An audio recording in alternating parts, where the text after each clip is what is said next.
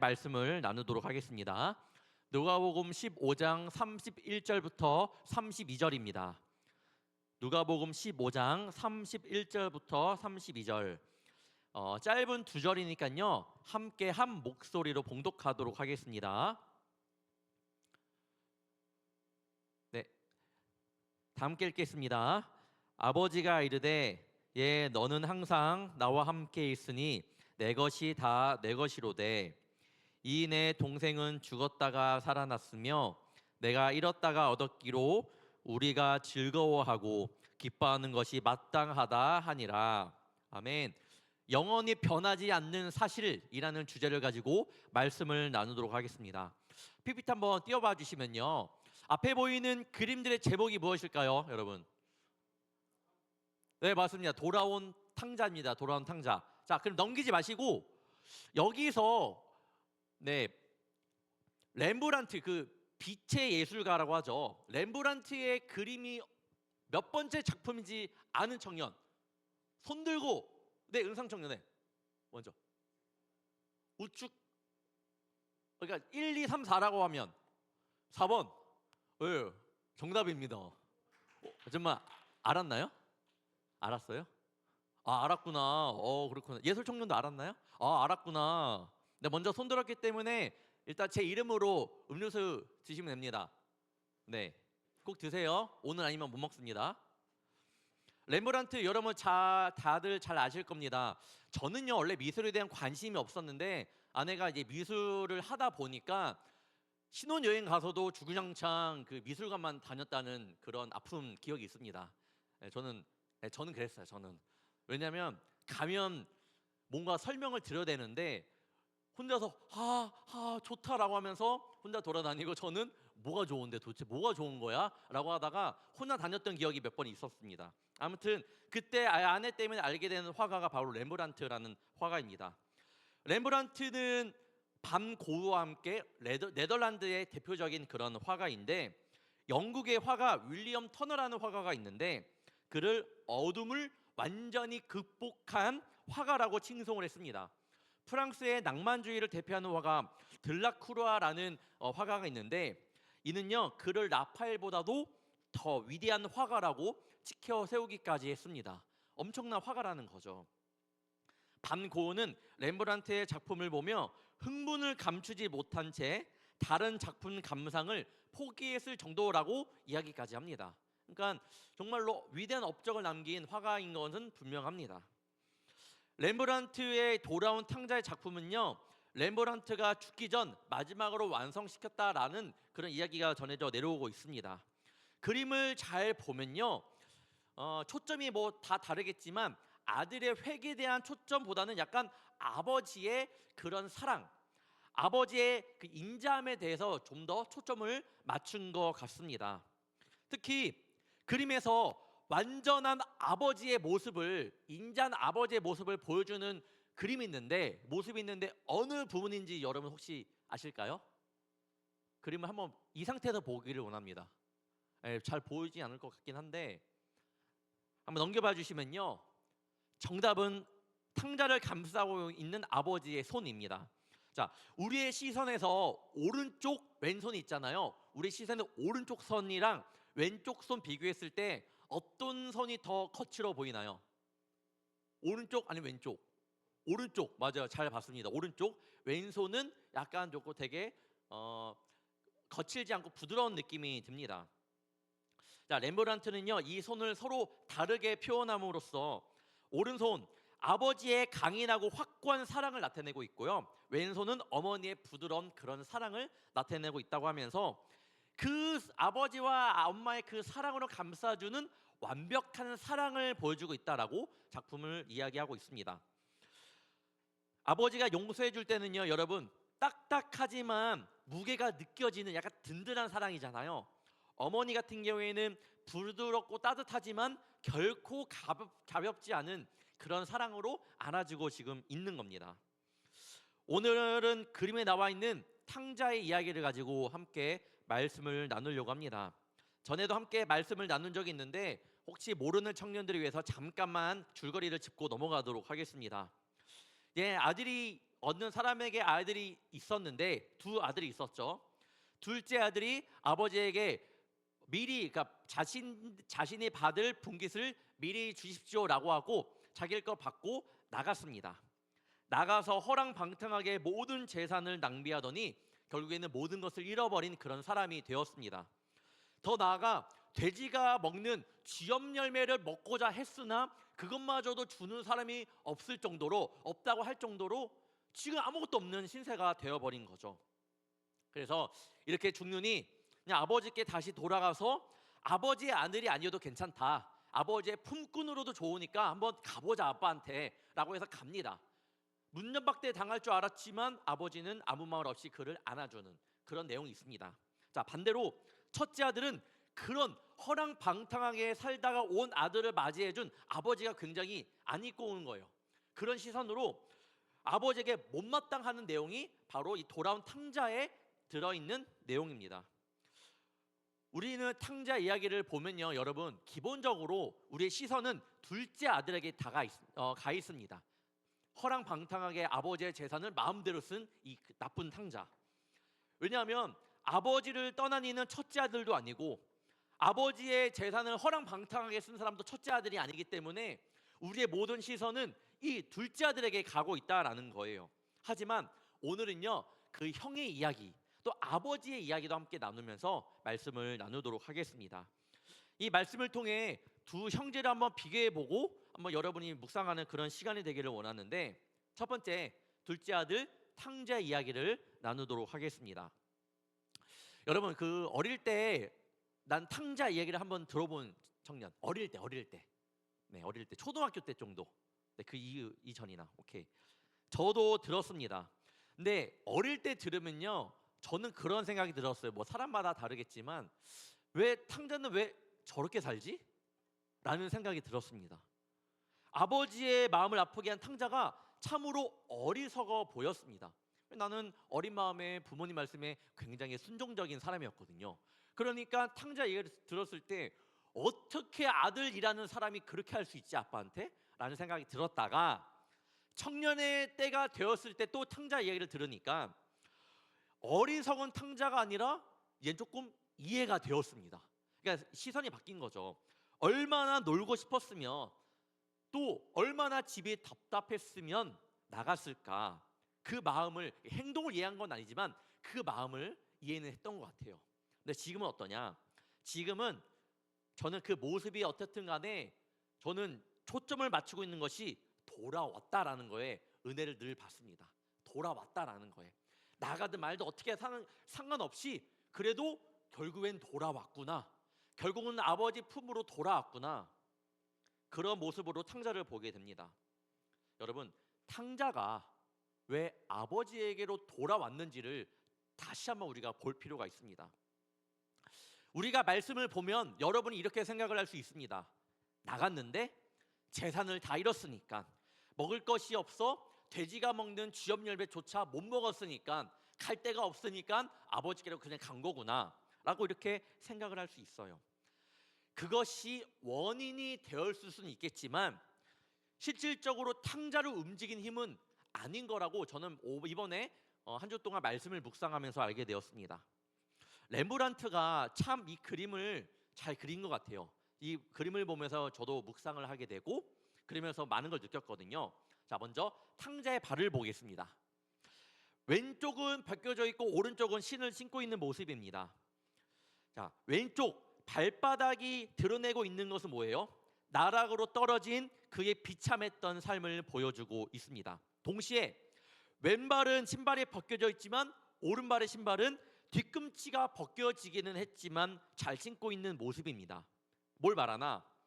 처참한 그런 삶 속에서도 간신히 정신을 붙들고 아버지에게로 어떻게든 돌아오려고 했던 그의 마지막의 의지를 보여주고 있는 것 같습니다.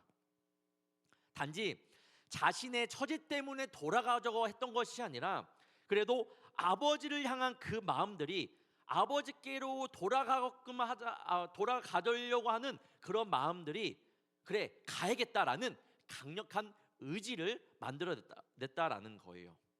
그렇다면 왜 아버지께로 돌아가고자 했던 의지가 강했던 걸까? 다음 사진을 보겠습니다.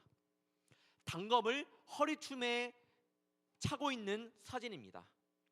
탕자의 허리춤에는 작은 단검이 채워져 있습니다.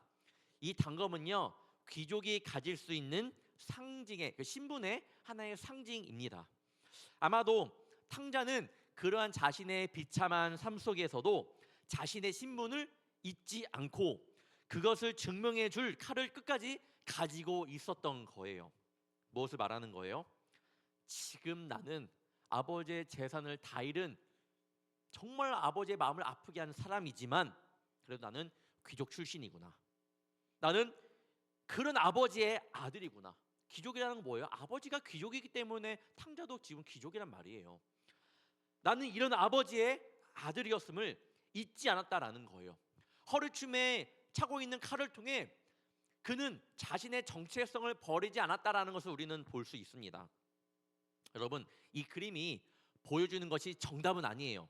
하지만 탕자가 돌아올 수 있었던 이유에 대해서 제가 묵상하면서 렘브란트의 그림을 통해 그렇게 깨닫게 되었던 것 같습니다. 자신의 처량한 신세 때문이 아닌 그렇게 자신의 정체성 때문에 돌아오고자 하는 의지 때문에 돌아왔구나라는 것을 느끼게 되었습니다. 아버지 곁을 떠난 탕자였지만요, 그래도 탕자는 한 아버지의 아들이었다라는 사실을요 계속해서 그는 잊지 않고 있었다라는 것이 키포인트예요. 중요합니다. 아버지를 향한 기억들, 아버지를 향한 마음들, 나는 이런 자랑스러운 아버지의 아들이었다라는 정체성, 이런 것들이 아버지께로 돌아가고자 했던 강한 의지를 만들어냈다라는 거예요. 탕자가 아버지께 고백하는 말씀을 통해 탕자의 은연중에 이 방금 제가 말했던 모습을 볼 수 있습니다. 21절 보겠습니다. 아들이 이르되 아버지, 내가 하늘과 아버지께 죄를 지었사오니 지금부터는 아버지의 아들이라 일컬음을 감당하지 못하겠나이다 하나. 잘 봐요. 잘 봐야 돼요, 여러분. 지금부터는 아버지의 아들이라 일컬음을 감당하지 못하겠나이다. 뭡니까? 탕자가 아버지께로 지금 돌아온 거예요. 돌아온 상황입니다. 돌아온 다음에 말씀하고 있는 거예요. 뭐라고 하는 거예요? 지금부터는 나 아버지의 아들이라 생각하지 않겠습니다 라고 말하고 있습니다. 다시 한번 정리해서 말해드리면 이전까지는 그래도 나는 아버지의 아들이었음을 생각했다라는 거예요. 하지만 지금부터 돌아와서 아버지, 나 지금부터는 아버지 품꾼으로 봐도 돼요. 나 아버지의 아들이 아니에요. 뭐예요? 그래도 떠났어도 아버지의 아들이었다라는 정체성을 잊지 않았다라는 거예요.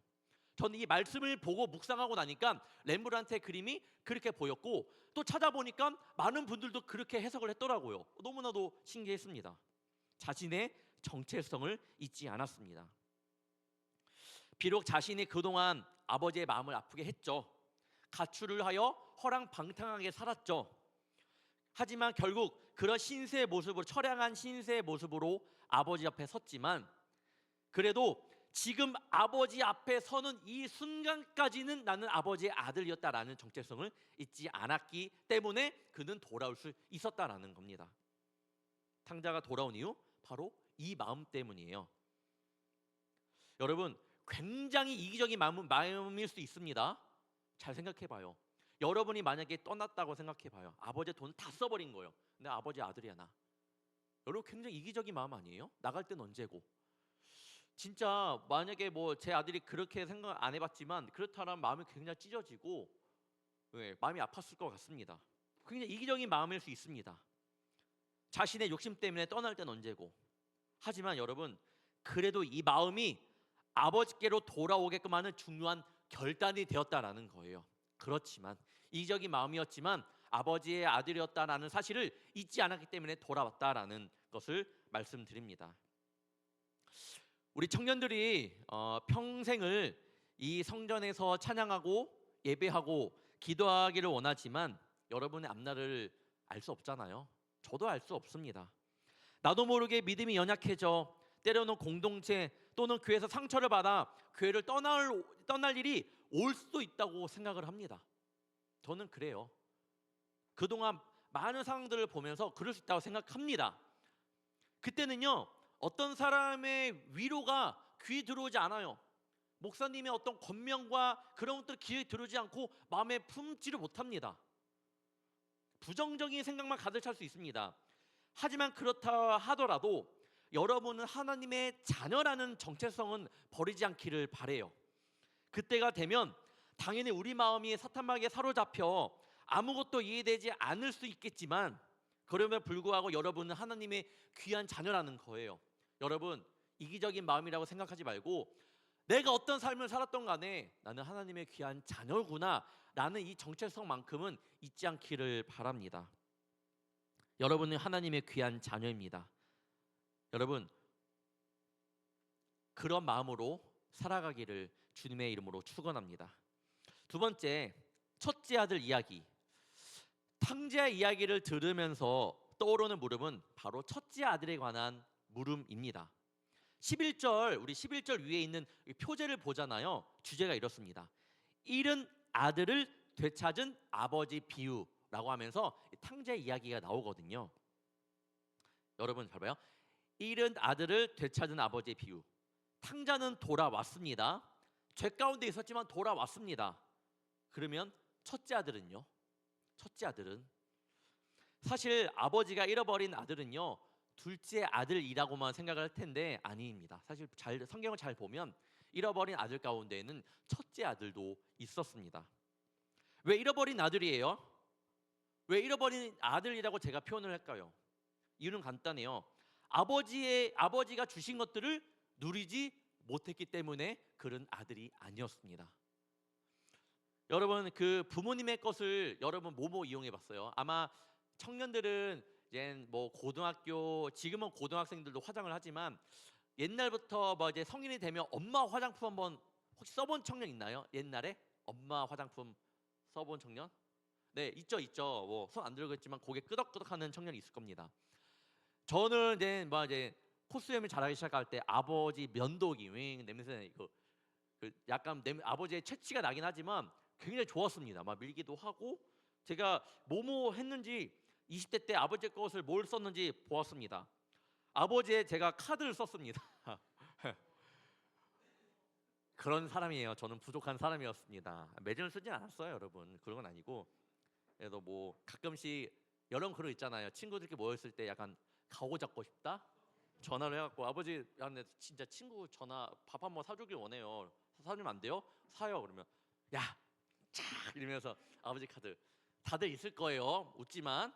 네. 그리고 아버지의 차를 운전을 해봤고, 아버지가 이 색소폰을 부는데 제가 약간 그때 뭐 한번 불어보고 싶어서 아버지 색소폰도 한번 잠깐 배웠던 적이 있었고, 아버지의 그 신발, 옷, 심지어는 속옷까지 한번 입어봤습니다. 그러니까 뭐 다 누려봤습니다. 저는 아버지와 함께 있기 때문에 다 누려봤습니다. 자, 탕자가 돌아왔을 때 잔치를 베풀어 주었습니다.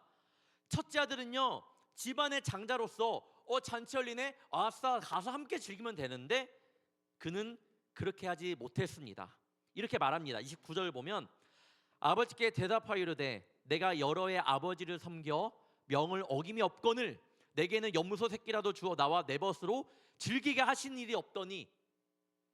탕자는 지금 동안 아버지와 함께 살았지만 아버지의 것을 누리지 못한 그런 삶을 살았습니다. 여러분, 그 집안에서 그 아버지의 것을 누리지 못하는 사람은 누구예요?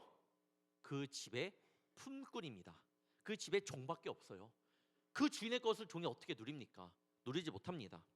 어쩌면 탕자보다 더 빨리 잃어버린 아들이 저는 첫째 아들이었겠다라는 생각이 들었습니다. 왜요? 아버지의 것을 누리지 못하는데 어떻게 아버지의 자녀라고 말할 수 있을까요? 29절에도 보면요, 여러 해 아버지를 섬겨라는 말씀이 나옵니다. 여러 해 아버지를 섬겨. 아버지를 섬겨. 잘 봐야 돼요. 아버지를 섬겨. 여러분 지금 엄마 아빠 섬기고 있어요? 아니죠. 함께 하고 있는 거예요. 함께 살고 있는 거잖아요. 지금 어떻게 살아요? 네, 제가 아버지랑 어머니 지금 섬기면서 잘 살고 있습니다 라고 안 하잖아요. 함께 살고 있습니다. 함께 하는 거예요. 함께. 그런데 여기는 아들이 아닌 종으로서 그 계산된 순종만이 그에게 있었던 겁니다. 탕자는요, 비록 몸은 밖에 있지만 어떻게 돼요? 아버지의 아들이라는 사실이 있었습니다. 마음 가운데. 반대로 첫째 아들은 늘 아버지와 함께 살았지만 아버지의 아들이라는 사실이 그에게 없었습니다. 첫째 아들은 아버지의 사랑을 알지 못했습니다. 그러니 당연히 동생이 돌아왔을 때 아버지가 베풀어 주신 그 사랑을 그는 오해한 거예요. 아버지가 탕자에게 사랑을 베풀어 줄 때에 탕자를 향한 아버지의 진실된 사랑을 보기보다는 눈에 보이는 사랑만 보여준 거예요. 진짜 아버지의 마음을 보여줬으면 어떻게 아버지가 그 동생을 그럴 수 있지? 아버지의 사랑이 뜨겁구나. 역시 우리 아버지라고 생각했겠지만 자신은 늘 계산된 순종이었고 그 사랑이 완성되지 않았기 때문에 아버지가 둘째 아들을 안아주자 첫째 아들이 뭐예요? 그게 보인 것은 살찐송아지, 지금 벌어지고 있는 잔치, 자신이 동생이 입고 있는 좋은 옷, 손에 가락지만 보였습니다. 눈에 보이는 것들만 보인 거예요. 아버지의 사랑을 받지 못했고, 제 생각에는 아버지는 사랑을 주셨지만 그 아들이 그 사랑을 누리지 못한 겁니다. 그 결과가 아버지의 사랑을 오해하게 만든 거예요. 사랑하는 우리 청년 여러분, 이 사탄마귀가 여러분에게 역사하는 건요, 첫 번째가 바로 내가 하나님의 자녀라는 사실을 망각하게 만들어 버립니다. 내 마음이 뜨거워지는 경험을 해보았을 거예요. 십자가만 생각하면 눈물이 나고 그 마음이 뜨거워지는 경험을 해봤을 겁니다. 예수님의 십자가만 보면 힘이 나고 주의 자녀인 것이 얼마나 감사한지 여러 가지 통해 그런 경험들을 해봤지만 사탄마귀는 자꾸만 시각적인 것에 여러분의 마음을 빼앗게 만들어 버립니다. 어떻게 빼앗어요? 단지 시각적인 것만 보면 괜찮아요. 좋다라고 거기까지는 우리 보는 거니까 어쩔 수 없겠지만 비교하게 만들어요. 누군 저걸 사네? 누군 저걸 저렇게 하네? 나는 왜 못하지? 비교하는 마음 때문에 결국에는 내 모습이 무너져 버립니다. 사탄마귀는 자꾸만 시각적인 것에 대해 우리 마음을 빼앗게 돼요. 성공의 모습들, 승진, 재정적으로 부유한 옆 친구의 사람들의 지인들의 모습들, 좋은 차, 좋은 집 등을 보여주면서 우리의 모습은 어떻게 되죠? 그런 것을 볼 때마다 좌절됩니다. 좌절돼요. 또한 주님의 자녀로서 이 만족함을 잃어버리게 만들어 버려요. 우리가 믿음 생활 가운데 기쁜 마음으로 시작한 것들이 많아요. 봉사도 있고 또한 예로는 같이 함께하는 사역들도 많은데 사탄마귀는요 자꾸만 너가 이렇게까지 하는데, 너가 이렇게까지 고생을 하는데 하면서 무언가 대가를 원하는 모습으로 우리를 유혹해 버립니다. 너 이렇게까지 했는데 뭐가 얻어져? 결국 우리의 머릿속에도 내가 이렇게 헌신하며 수고하는데 라며 주님을 위해 처음에 기쁘게 순종하며 했던 모습들이 결국에는 내가 스스로 그거에 무너져서 내 스스로 버리게 됩니다. 왜냐면요 여러분, 베드로도 그랬습니다. 베드로도 예수님의 부름을 받고 제자가 되었지만 예수님께서 경고하신 이 바리새인과 사두개인들에게 외식과 신앙 이기심을 책망하셨는데 베드로도 예수님의 제자였지만 알게 모르게 그걸 배우게 됩니다. 마태복음 19장 27절이 그걸 말해주고 있어요. 이에 베드로가 대답하여 이르되 보소서 우리가 모든 것을 버리고 주를 따라 싸운데 그런즉 우리가 무엇을 얻으리이까? 사랑하는 청년 여러분, 죄된 우리이지만 우리를 주의 자녀로 삼아주시고 무엇보다 죽을 수밖에 없는 우리를 십자가의 대속의 은혜를 베풀어 주셔서 우리를 구원의 길로 이끄신 것은요 아무 조건 없는 주님의 사랑이었다라는 거예요. 주님은 우리에게 무언가를 바라고 그 사랑을 베풀어 주신 것이 아닙니다. 아무 조건 없이 우리의 죄를 위하여 대신 하나님께서 예수님 그 아들 독생자 예수님을 보내주셨습니다. 아무런 조건 없이 내가 하나님의 자녀라는 그 사실 하나만으로 하나님의 자녀인 것 자체가 가장 큰 축복이며 가장 큰 높은 영광이라는 것을 마음 가운데 새기기를 주님의 이름으로 축원합니다. 세 번째, 이번에는 아버지의 이야기를 한번 해보도록 하겠습니다. 이 비유에서 주인공은요, 여러분, 탕자가 아니라 주인공은 바로 아버지예요. 돌아온 탕자, 첫째 아들이 아니라 이 비유의 주인공은 아버지입니다. 탕자를 영어로 보면 프라디걸 선이라고 합니다. 여기서 프라디걸이라는 뜻은 제멋대로 굴다, 방탕하다라는 뜻보다는요, 낭비하다, 무모할 정도로 씀씀이가 해프다라는 뜻이 더욱 강합니다. 이 뜻에 한번 비추어 볼 때 여러분, 이 이야기에서 가장 프라디걸한 사람은요, 둘째 아들 탕자도 아닌 첫째 아들도 아닌 바로 아버지라는 사실이에요. 물어볼 수 있죠. 아버지가 뭘 그렇게 낭비했습니까? 아버지가 낭비했습니다. 여러분, 돌아온 탕자 이야기에서 아버지가 낭비한 건 뭘까요? 낭비하듯이 쏟아부은 것이 뭘까요? 사랑이에요, 사랑. 그 아들이 재산을 막 낭비하는 것보다도 그 아버지는요, 아들이 왔을 때 그 품어준 사랑은요, 낭비하듯이 엄청 다 쏟아부으는 그 사랑이었습니다. 아버지가 그랬습니다. 오늘 말씀을 통해 여러분에게 전한 메시지는 우리가 하나님의 자녀라는 사실을 잊지 맙시다 라는 첫 번째 그런 주제가 되었습니다. 여러분, 그런데 잘 보면 그렇게 죄인인 우리가 어떻게 하나님의 자녀로 살아갈 수 있을까? 이유는 한 가지예요. 나를 향한, 여러분을 향한 하나님의 사랑은 우리가 무엇을 생각했던 간에 그 사랑보다 크며, 그 사랑은 어느 것으로도 결코 무너지지 않기 때문에 우리가 하나님의 자녀가 될 수 있다라는 거예요. 그 사랑이 우선시 되는 거예요. 우선이 되고 그 다음에 우리가 그래서 하나님의 자녀가 될 수 있다라는 겁니다. 어느 것으로도 하나님과 나의 관계를 무너뜨릴 수 없습니다. 여러분 꼭 기억하길 바라요. 어느 것으로도 하나님과 나의 관계를 무너뜨릴 수 없습니다. 여러분은 하나님의 크신 사랑 때문에 하나님의 자녀가 될 수 있는 거예요.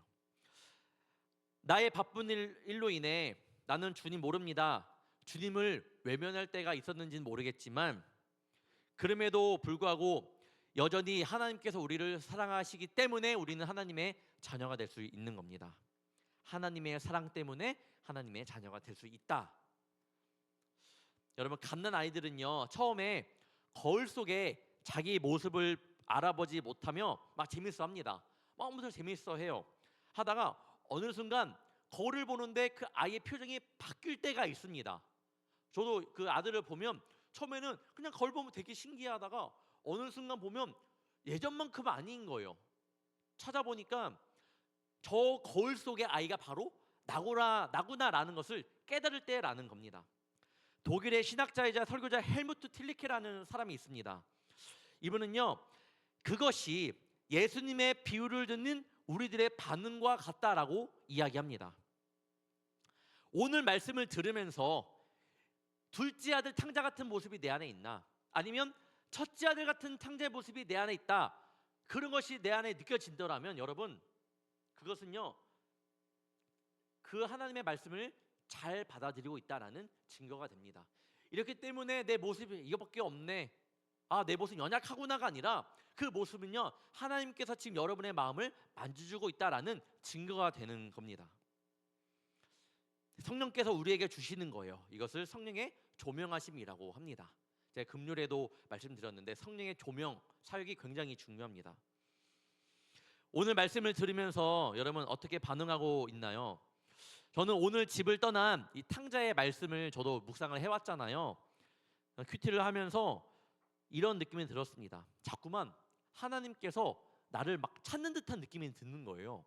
그래서 기도하면서 주님 저 여기 있습니다.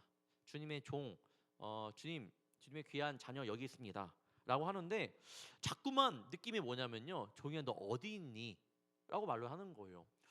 주님 저 여기 있습니다 라고 기도하는데 어느 날 제가 근데 자꾸만 뭐가 그 풀리지 않는 그 꽉 막히게 있더라고요. 그래서 새벽마다 좀 기도를 했던 것 같습니다. 그런데 그때 이런 마음이 주어졌습니다. 그냥 종이를 찾는 게 아니고 하나님의 아들인 종이 나를 찾고 있구나라는 마음이 들었습니다. 잘 보니까 그때 깨달아졌을 때에 그 첫째 아들 같은 삶의 모습들이 저에게 굉장히 많이 있었더라고요. 교회는 있는데 하나님을 떠난 삶은 아니지만 하나님 한 분만으로 만족하기보다는 주님 이거요, 주님 저거요, 내 욕심을 치우는 모습들이 많았고 하나님의 사랑을 노래하기보다는 언제나 기도 안에는 주님 이럴 때는 어떻게 해야 될까요? 주님 저럴 때는 어떻게 해야 되나요? 하나님께 늘 그런 질문만 하며 늘 그렇게 기도만 했던 모습을 보게 되었습니다. 그리고 회개하게 되었습니다. 이 시간 여러분에게도 다시 한번 물어봅니다. 여러분은 하나님의 자녀로서의 모습이 어디에 있나요? 두 번째, 정말 하나님 한 분만으로 만족하는 삶을 살고 계신가요? 세 번째, 하나님께서 낭비하실 정도로 여러분에게 그 사랑을 부어주시는데 여러분이 그 사랑을 마음껏 누리며 살아가고 있나요? 바라옵기는 이전에 탕자 같은 삶을 살았더라도 괜찮고요, 지금 첫자들과 같은 삶을 살고 있을지라도 괜찮습니다. 우리 오늘도 그 선왕 청년의 그 기도의 은혜를 굉장히 많이 받았는데 여러분들 늘 기도할 때 그러잖아요. 한 주 동안 제된 모습으로 살아왔다고. 그래도 괜찮습니다. 여러분 이 자리에 나온 것만으로도 주님께서 여러분을 놓지 않고 있다라는 하나의 증거가 되는 줄 믿습니다. 지금도 앞으로 절대로 변하지 않을 그 하나님의 사랑을 마음껏 누리며 나는 하나님의 분명하고도 확실하고도 진짜 자녀됨을 기억하며 여러분 어떤 사탄마귀의 속삭임에도 넘어가지 말고 굳건한 믿음의 자녀로 늘 승리하는 귀한 자녀가 되기를 축원합니다. 둘째 아들이 돌아온 이유를 꼭 명심하고 기억하길 바랍니다. 하나님의 아들로서, 아버지의 아들로서 정체성을 잃지 않은 그 모습들, 여러분 그 마음 가운데 그 모습을 깊이 새기며 한 주도 승리하는 저와 여러분이 되기를 주님의 이름으로 축원합니다. 기도하겠습니다.